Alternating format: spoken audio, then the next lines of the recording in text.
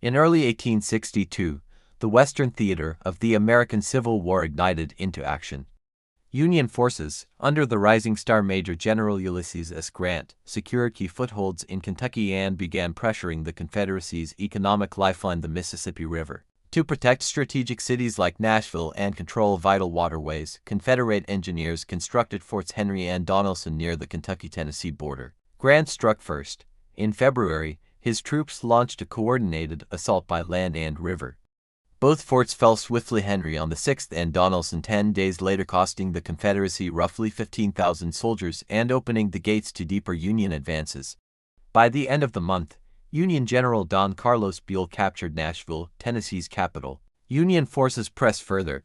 Grant's 44,000-strong Army of the Tennessee moved along the Tennessee River and established camp at a place called Pittsburgh Landing. Reinforcements were expected, 16,000 men under General Buell, who were marching from Nashville to unite with Grant. Meanwhile, in Corinth, Mississippi, the Confederate Army of Mississippi assembled under the command of General Albert Sidney Johnston. With 40,000 troops, Johnston began a northern march to strike the Union forces before they could fully consolidate. Johnston's goal was clear: push the Union troops westward, away from the Tennessee River and their gunboat support. To the west lay swampy terrain where retreat would become chaos, but heavy rain delayed the Confederate advance. When they finally neared the Union camp in the early hours of April 6, the troops were exhausted and hungry. Despite their proximity, Union commanders failed to post scouts or pickets. Grant, wary of provoking an early battle, had underestimated the threat. At dawn, a Union patrol unexpectedly stumbled into advancing Confederate lines. Shots were exchanged, and soon the entire Union camp was under attack. Troops rushed to form battle lines, the Tennessee River at their backs, with General Sherman anchoring the western flank near a small church called Shiloh. The Confederates launched wave after wave of brutal assaults. General Beauregard, second in command to Johnston, deviated from the original strategy and instead tried to push the Union Army east into the river.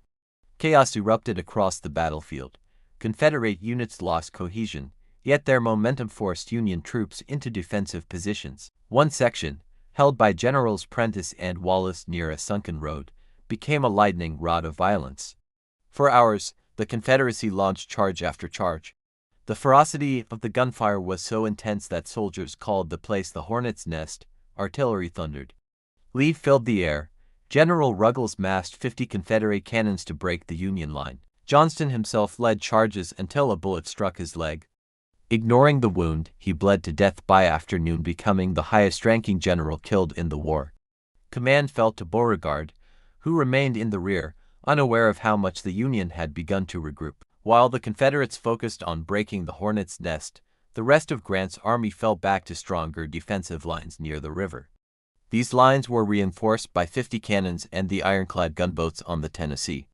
That evening, fresh Union reinforcements began arriving. Buell's troops had made it, and so had the delayed forces of General Lew Wallace. The Confederates, weary and scattered, spent the night resting in captured Union camps, too disorganized to prepare for the next day. Rain poured down in sheets, drenching the battlefield. At dawn on April 7th, the tables turned. The reinforced Union Army, now 45,000 strong, struck back.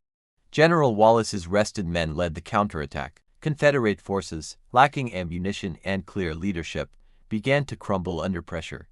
By midday, the Union had retaken the Hornets' Nest. General Breckinridge attempted to mount counterattacks, but the momentum had shifted. Facing rising casualties and no hope of victory, Beauregard ordered a retreat. Confederate forces withdrew south toward Corinth, harried only lightly by Union pursuers. Both armies were blooded. Nearly 24,000 men had fallen, over 10,000 Confederates and more than 13,000 Union soldiers, making Shiloh the bloodiest battle in American history up to that point. Yet the cost was not in vain for the Union. The Battle of Shiloh marked a turning point. The Confederacy had failed to halt the advance. Grant's victory enabled further offensives deeper into Mississippi, eventually leading to the capture of Memphis and Vicksburg. With the Mississippi River in Union hands, the Confederacy was split in two.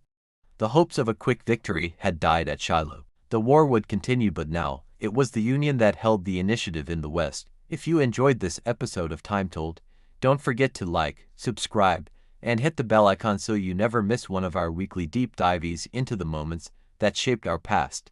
We bring you fresh history documentaries every week, ancient wars, forgotten empires, and turning points like this one. Thanks for watching, and we'll see you next time on TimeTold.